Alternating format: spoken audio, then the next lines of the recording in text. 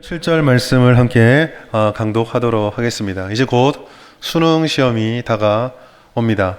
시험을 준비하는 1년 동안 고생한 학생들이 있고, 사실 우리가 이 11월 달 정도 되면 수능에 많은 것이 가려지는데, 수능뿐만 아니라 각 학교마다 각 단계마다 다음 단계로 지나가기 위한 결실들, 그런 시험, 취업 준비 여러 가지들이 보통 10월, 11월, 12월에 진행되어지고 결과가 나오는 이런 시간들이 가게 되죠. 사실 제가 느끼기에는 예전의 수능보다는 체감상 많이 약해진 것 같기는 해요. 지금도 이제 교육자들하고 보고를 받아보면 수능 시험이 다가오는데 이미 벌써 수시 때문에 대학이 다 나온 애들이 거의 태반이니까 수능 시험에 예전처럼 추위에 대해서 시험 당일날 날씨가 춥네 어쩌네 이런 것들도 별로 중요하지 않은 시기가 되었습니다. 그렇지만 사실 어렵죠. 마음이 무겁고 또 부모들은 아무리 그렇더라도 마음을 졸이면서 이 시간들을 보내게 됩니다. 우리나라 문화 자체가 워낙 수능에 집중이 되어 있잖아요. 고3에 집중이 되어 있잖아요. 전 세계 어디를 가더라도 시험 친다고 비행기를 멈추는 나라는 대한민국밖에 없거든요. 그만큼 고3들이 이 나라의 왕입니다. 주님 빼고요. 주님이 왕이시고 고3들은 그 밑에 왕, 그 정도인데 그런데 사실 우리가 돌이켜보면 우리도 이 시험 기간들을 지냈지만 시험 별로 좋아하지 않고 싫어하죠. 자녀들에 대해서 공부에 대해서 얘기하고 인생에서 이런 것들이 힘들다 얘기를 하지만 사실 우리가 솔직히 우리 자신에게 가슴에 손을 놓고 생각해 보면 저희들 다 4, 50년 전에 들었던 얘기들이거든요. 공부 좀 해라. 그래서 뭐 될래. 다 들었던 이야기들이기도 합니다. 이 시험 때가 되고 이런 결실의 때가 되면은 얼마나 좋은 결과를 얻느냐 고민을 하는데, 공부를 잘한다거나 아니면 어떤 결과를 얻을 때 그 핵심은요, 본질을 얼마나 잘 파악하느냐, 거기에 있습니다. 예전에도 한번 설교 때 예를 들은 적이 있는데, 다큐멘터리에서 이 학습 능력 이런 것들을 좀 가르쳐주는 그런 다큐멘터리였던 것 같아요. 공부 잘하는 아이와 공부 못하는 아이, 성과가 있는 아이와 성과가 못하는 아이를 이렇게 쭉 촬영을 했는데, 특징이요, 공부를 못하면 못할수록 교과서가 더럽다라는 겁니다. 황치를 막 해요. 막 읽으면서 뭐는 뭐고 세종대왕은 몇 년 막 이렇게 해요. 근데 시험지를 받으면 뭐를 쳤다는 기억은 있는데 그 안에 내용이 기억이 안 나요. 근데 공부 잘하는 특징은 뭡니까? 책이 깨끗해요. 근데 책이 완전 깨끗한 건 아니고 넘기다 보면 동그라미가 하나씩 탁 쳐져 있습니다. 핵심이죠. 본질만을 바로 캐치해내고 잡아내는 능력이 있는 겁니다. 공부로 얘기를 했지만요, 저는 이게 신앙생활에도 굉장히 중요하다라고 생각을 합니다. 신앙생활을 잘할 수 있는 본질이 있습니다. 오늘 설교 제목은 주 안에서 행하라 라고 잡았는데, 그 안에 감춰져 있는 진짜 설교 제목 중에 하나는 신앙생활 잘하는 법이에요. 우리가 지금 예배를 드린 것도 신앙생활인데, 성도가 되어서 신앙을 가지고 살아간다고 할 때 어떻게 하는 신앙생활이 정답인가, 신앙생활을 어떻게 해야 되는 것인가를 저는 오늘 본문이 굉장히 잘 전해주고 있다라고 생각합니다. 오늘 말씀을 하나씩 살펴보면서 신앙생활의 본질이 어떤 거며 무엇을 해야 되며 그 결과 우리에게 어떤 열매가 주어지는지를 함께 나누도록 하겠습니다. 첫 번째, 오늘 본문을 통해서 우리가 주목해 보아야 될 것은 그리스도 예수 주라고 하는 사도 바울의 이 한 구절의 말씀, 거기서부터 출발을 해야 합니다. 이 굉장히 독특한 문구예요. 예수는 그리스도이십니다. 예수님은 주님이십니다. 예수 그리스도 우리 주님이십니다. 이런 내용들은 우리가 늘 성경에서 흔하디 흔한 말씀입니다. 그런데 사도 바울이 예수님을 소개하는 글 중에 헬라어 원어로 봤을 때 그리스도 예수 주라고 하는 요 형태 요대로 사용하는 경우는 딱 여기밖에 없습니다. 뭔가 의도를 가지고 이 말씀을 기록을 했다라는 거죠. 이 말씀은요, 그리스도 예수 주라고 하는 딱딱 떨어진 독립된 단어들이 연결되어 있어요. 그래서 이것을 종합해 보면은요, 예수가 바로 그리스도인데 그가 바로 주님이다. 그리고 우리는 그를 믿는다 라는 신앙 고백의 형태로 전달되어지고 있음을 알게 돼요. 주목해 볼 것은요, 사도 바울이 왜 이렇게 독특한 구성을 가지고 그리스도를 강조했느냐입니다. 이것은 골로새서를 기록했던 골로새의 정황과도 굉장히 연결이 되어져 있어요. 사도 바울은요, 편지를 그냥 쓴 게 아닙니다. 사도 바울이 편지를 쓸 때 하루 종일 일하고 나서 집에 오니까 고향도 그립고 옛날에 만났던 사람도 그리워가지고 잘 지내니? 어떻게 지내? 나도 널 보고 싶어. 이런 편지를 쓴 게 아니에요. 자기가 사역했던 교회들, 자기가 세워졌던 초대 교회들이 여러 가지 문제들을 겪게 되어서 그걸 듣게 되었을 때 거기에 대한 신앙적인 진리에 대한 이론이라고 하면 좀 그렇고요. 신학적으로 말하자면 교리적인 가르침을 전해주고, 그래서 그 문제를 이와 같은 진리로 놓고 보았을 때 우리는 이렇게 실천을 해야 돼. 너희들의 그 문제는 이런 식으로 행동을 해서 바꿔야 돼. 라고 알려주는 것이 사도 바울의 서신입니다. 그래서 사도 바울의 편지들, 신약에 있는 사도 바울이 기록한 성경들은요, 거의가 대동소이하게 구조가 앞부분에는 다소 딱딱하게 보이는 이론적인 내용들이 있고, 그러므로라고 하는 전환이 딱 생기면서 이렇기 때문에 너희는 이런 실천을 해야 되고 이렇게 해야 되고 저렇게 해야 된다. 이런 구조로 다 구성이 되어져 있습니다.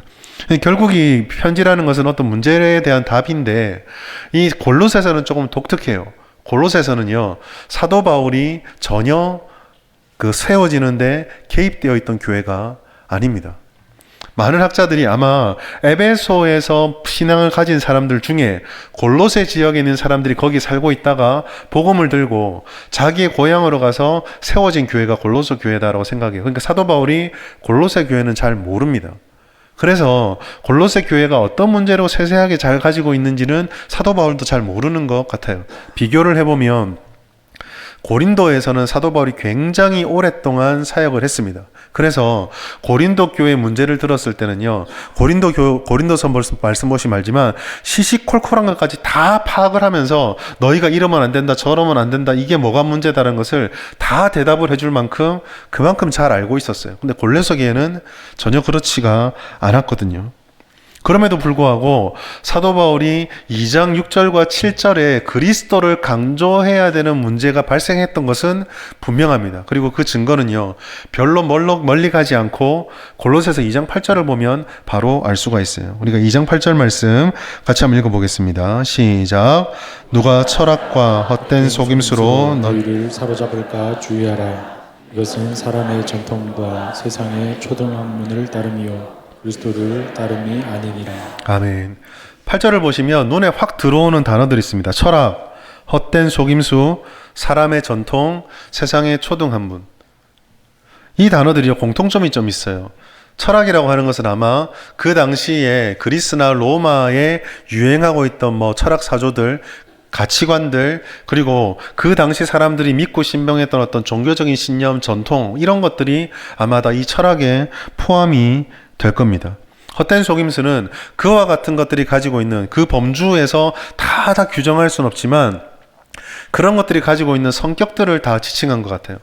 이런 것들이 다 그냥 헛된 것이고 그렇게 사람들에게 진짜인 것처럼 보여지지만 결국은 아무것도 남는 것이 없는 헛된 것밖에 안 되는 속임수들, 철학을 위시해서 여러 가지가 있었겠죠. 전통이라든지 인습이라든지 우리의 경험이라든지 이런 것들이 있었을 겁니다. 그리고 뒤에 보시면 사람의 전통 나오죠. 세상의 초등학문. 이 전통과 초등학문이라고 하는 것은 사도 바울이 골로새서뿐만 아니라 자신이 기록했던 편지, 복음을 전할 때마다 늘 사도 바울의 복음과 충돌했던 것이에요. 유대인들에게는 율법이 전통과 초등학문이 되어서 충돌을 했었고, 이방인들에게는 각 지역의 믿음의 신들, 다양한 신들과 그 전통들이 늘 충돌을 했었죠. 결국 이 모든 것들은요, 하나로 귀결되어집니다. 하나님의 복음과 반대되는 것들, 그리고 오늘 본문의 구조대로라면 그리스도라고 고백하려고 했을 때, 그리스도를 주 예수님이시다라고 고백했을 때 그것과 반대되는 모든 것들이 바로 철학, 세상 속임수, 세상의 전통, 그리고 세상의 초등학문, 이 네 가지로 대변이 되어지고 있는 거예요. 결국 2장 6절, 7절, 8절은요, 하나의 대립구도를 우리에게 보여줍니다. 복음과 세상, 이 두 가지가 충돌하고 있는 거예요. 골로새 교회가 여러 가지 세부적인 어려움이 있었을지 모르지만 사도 바울이 2장 이 본문에서 눈에 딱 들어왔던 것은 신앙생활을 가지고 복음을 가지고 골로새로 돌아가서 교회를 세웠는데 그 교회가 신앙생활을 하려고 하다 보니 그 세상, 골로새라고 하는 지역의 문화와 환경들과 충돌을 일으키고 있는 겁니다. 거짓된 것이 진리를 회방하고 진짜를 쫓아가는 걸음들이 자꾸 방해를 받고 있는 어려움이 골로새 교회에 있었던 것이고, 사도 바울은 그와 같은 상황 속에서 눈에 보이는 것, 경험하는 것, 우리가 생각하는 것, 기대하는 것들을 다 모아서 진짜 중요한 게 무엇인가, 무엇을 붙잡고 어디부터 출발해야 될 것인가 라는 질문에 그게 바로 그리스도 예수 주다. 딴 것이 많이 필요해 보여도 이것부터 확실하게 해야 된다. 메시아, 그게 예수고, 메시아 단지 구세주가 아니라 우리의 주인이시고 주님이시다. 여기서부터 출발해야 된다고 답해주는 것이 그 1절, 6절에 담겨있는 그리스도 예수 우리 주라는 구절 속에 담겨 있는 거예요. 그리고 여러분, 이 구도는요, 오늘 우리에게도 굉장히 중요합니다. 이미 2000년 전에 이 골로새 교회 편지와 2000년이 지난 지금 우리와 별 상관이 없어 보이지만, 그때로부터 지금까지 신앙생활이라는 것은 결국요, 양갈래길에 서 있는 것과 똑같습니다. 그 양갈래길은 그리스도를 주로 고백하는 길로 갈 것인가, 아니면 세상 철학과 세상의 전통과 초등학문, 우리에게 익숙한 것을 쫓아갈 것인가, 그 갈림길 사이에 서 있는 거예요. 성도는요, 어느 한쪽에 대한 전적인 헌신을 고백하고 그 고백을 따라가는 이들입니다. 그런데 이게 성도만 그런 것이 아니라 사실 모든 사람들은 이 양갈래길에 누구나 할 것 없이 다 서 있어요. 그 양갈래길에서 어딘가 한쪽만을 선택할 수밖에 없습니다. 여러분, 안타깝게도 인류가 걸어가는 모든 길에는요, 다양한 길이 있는 것처럼 보이지만 추리고 솟고 묶고 하나로 그 결집을 시키면 이 두 길밖에 없어요. 중간이 없습니다. 나는 예수를 싫어하지 않습니다. 다만 조금 더 관망을 하겠습니다. 여러분, 중도처럼 보이지만 사실 반대편의 길에 서 있는 거예요. 나는 예수를 믿고 고백합니다. 그런데 세상의 이런 부분에 대해서 아직까지 결론을 유보하고 나는 아직까지 하나님 앞에 나갈 때 이 부분만큼은 내가 버리지 못하겠습니다. 그러면 중간에 있는 게 아니라 아직 주님께로 돌아오지 못한 거예요. 여기에는 두 갈래 길밖에 없어요. 이 둘 사이에는 중간지대가 없다라는 거예요. 지금보다 훨씬 더 생명을 걸어야 되고 지금보다 훨씬 어려운 시대였던 사도 바울이 이 시대에 골로새 교회들에게 이것부터 던져놓고 있는 것입니다. 어느 길에 서 있는가?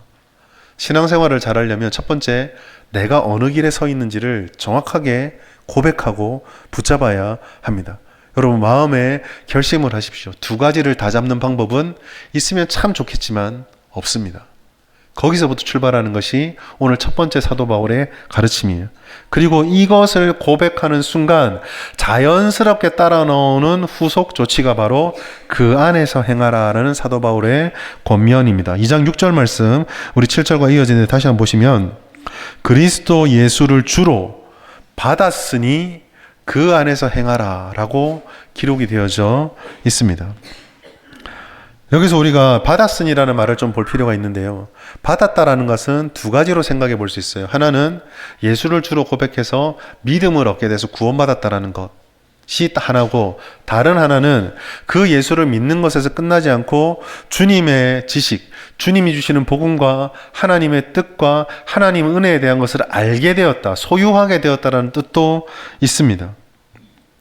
믿음이라는 것은요, 사도 바울의 입장에서 우리에게 전해줄 때 그 믿음은 믿습니다 도 굉장히 중요하지만 무엇을 믿는지를 항상 풍성하게 붙잡고 배워가야 한다라는 거죠. 그리고 이때 사도 바울 우리에게 정말 중요한 것을 한 가지 알려주는데, 그 은혜가 우리가 받은 것이 뭔가를 보충해야 되는 것이 아니라 이미 완성되게 받았다라는 것, 하나님의 은혜로 풍성하게 받았던 절대적인 것을 받았다라는 것을 우리들에게 가르쳐주고 있습니다. 예수를 믿는 진리, 그리고 예수를 믿는 복음, 주님이 우리에게 주셨던 그 은혜는요, 다른 모든 것들과 동등한 선에 놓아서 이거를 받았으니까 그 다음 단계는 요거, 그 다음 단계는 이게 아니에요. 사실 우리가 많이 가지고 있는 은혜에 대한 대부분의 것들은 예수를 믿음으로 주님을 알므로 가지게 되는 그 전체 은혜 밑에 열매처럼 따라오는 가지에 불과합니다. 다시 말해서 요 위에 있는 가장 중요한 본질의 은혜가 없다면 밑에 있는 모든 것들은 그저 허상에 불과하게 된다라는 거죠. 그래서요, 사도 바울은 모든 문제보다 언제나 어려움과 상황과 힘듦이 있을 때 이 본질로 돌아갈 것을 늘 강조했습니다. 예를 들어서 사도 바울이 자기가 이제 나이가 들고 늙어서 더 이상 사역을 하지 못하고 이제는 순교의 순간이 다가오고 있을 때 자신이 세웠던 교회의 후임 목사로 부임했던 디모데에게 권면의 글을 쓰게 돼요. 디모데 전후서죠. 근데 여기서 그가 너무 어렵고 연약했기 때문에 목회적인 어려움들을 겪게 됩니다. 다양한 경험이었을 거예요. 저도 목회를 하면서 전도사 때에서 강도사 될 때가 똑같은 목회 사역을 하는데 너무 다른 것들을 많이 경험하게 되고, 강도사에서 목사 될 때도 그랬는데 부목사 하다가도 담임이 되니까 또 달라요. 같은 교회 사역을 하는데 너무 다르더라고요. 아마 디모데도요, 수많은 문제들, 수많은 어려움들, 이것까지도 내가 고민해야 되는 수많은 것들을 겪었을 겁니다. 그런데 사도 바울이요, 훤하게 꿰뚫고 있잖아요. 그런데 이 디모데에게 자, 네가 이런 고민이 있지, 저런 고민이 있지, 이건 요렇게 하고 저 사람의 관계는 요렇게 하고, 이걸 가르쳐 주는 게 아니에요. 사도 바울이 디모데에게 했던 고민은 딱 한 가지입니다. 디모데후서 3장 14절 같이 읽을까요? 시작. 너는 배우고 확신한 일에 거하라. 너는 내가 누구에게서 배운 것을 알며. 아멘. 너는 배우고 확신한 일, 이게 뭐죠? 디모데가 배운 게 뭡니까? 예수고 복음입니다. 문제가 많어? 그럼 예수께로 가라. 고민이 많어? 그러면 그 상황들을 품고 복음으로 돌아가라. 이것이 사도 바울이 전해줬던 거예요. 즉 우리 안에 가장 중요한 은혜는 예수님의 은혜, 그것을 이미 완전히 받았다라는 겁니다. 근데 사도 바울은 이 골로새서에서 그걸 안다라고, 그거를 받았다라고 멈출 것이 아니라 그걸 받았으면 행동을 하래요. 그게 그 안에서 행하되라는 말씀입니다. 여러분, 그리스도를 주로 인정한다라는 것은요, 주권을 인정하는 거거든요. 여기서 주는요, 왕입니다. 여러분, 우리가 누군가를 왕으로 섬기고 누군가를 주인으로 고백했다고 해요. 그러면 그 다음에 고백한 사람에게 당연히 따라오는 것은 뭡니까? 그 왕의 다스리심과 그 주인의 뜻에 순종을 해야죠. 당신은 나의 왕이십니다. 밥 차려라. 당신은 나의 왕이십니다. 밥 차리라니까 당신은 나의 왕이십니다. 아무것도 안 해요. 아닌 거죠. 사도 바울은요, 우리가 권세와 질서로 주로 인정한 다음에 그의 뜻과 알게 되는 모든 것들은 머리에 담아둘 것이 아니라 삶으로 살아내야 되는 것이다 라고 우리에게 말씀합니다.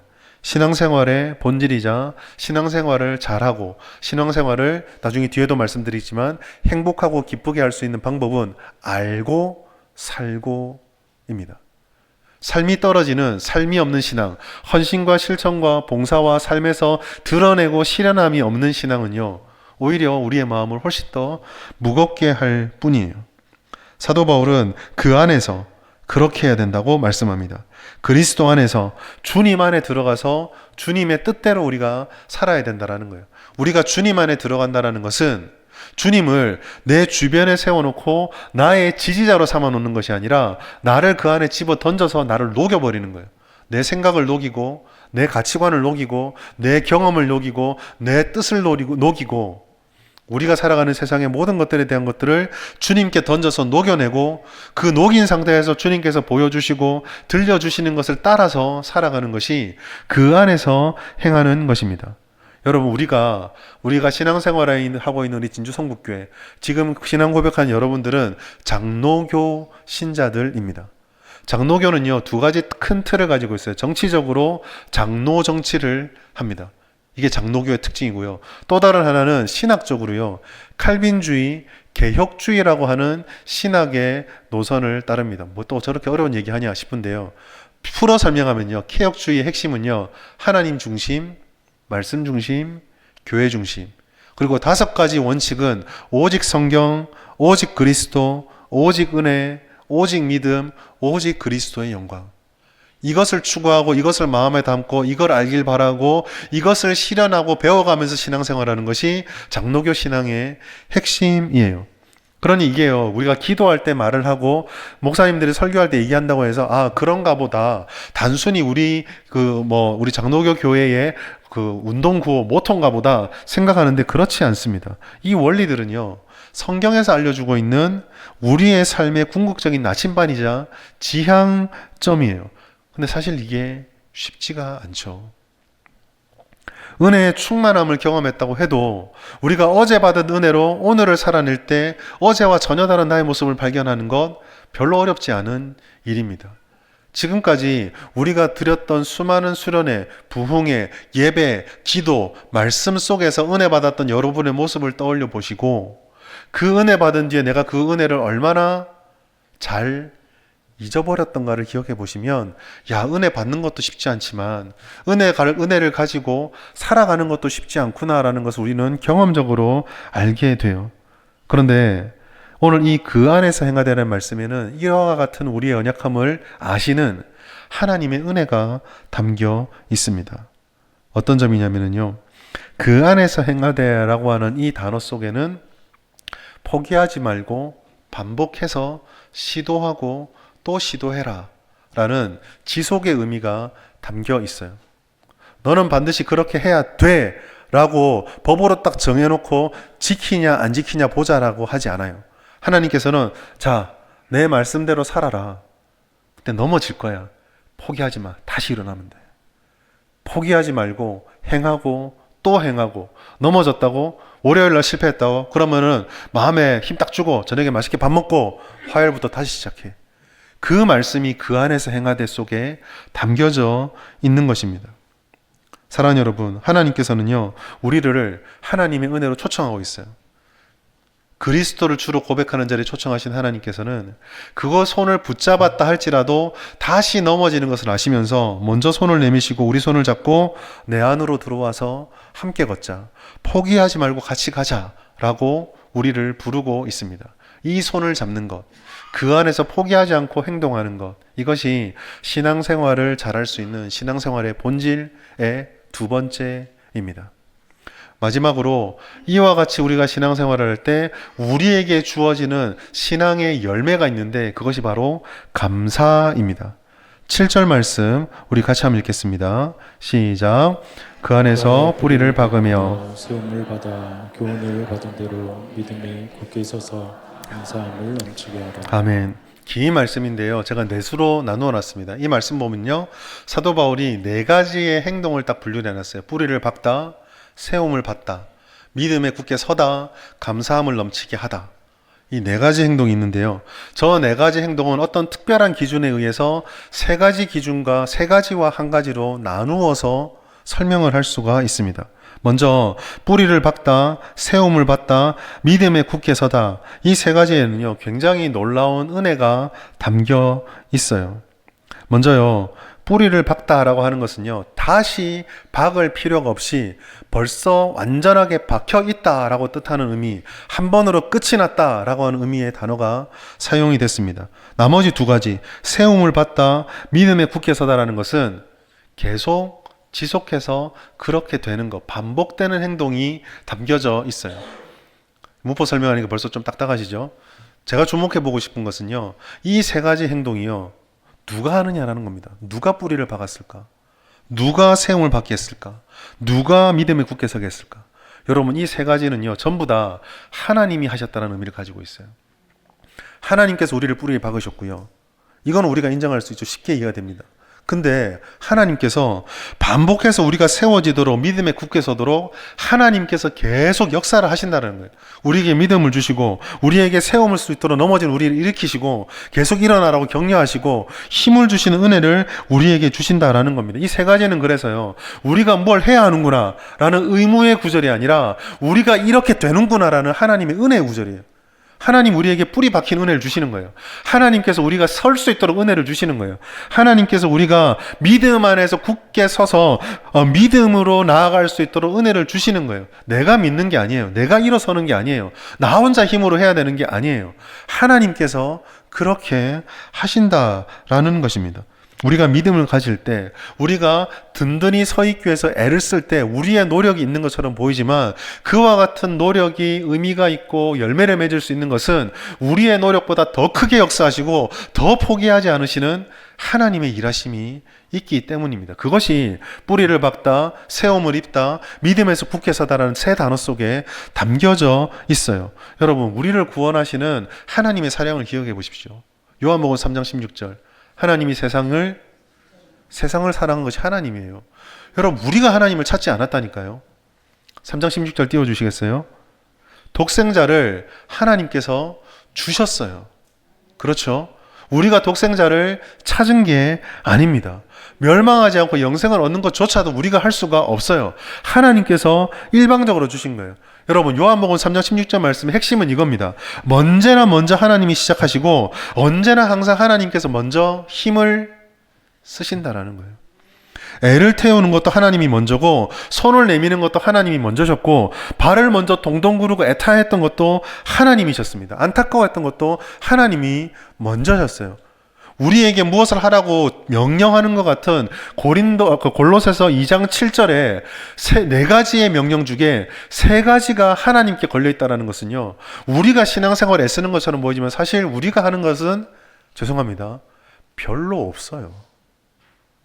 하나님의 은혜가 우리를 지켜내고 있는 것입니다.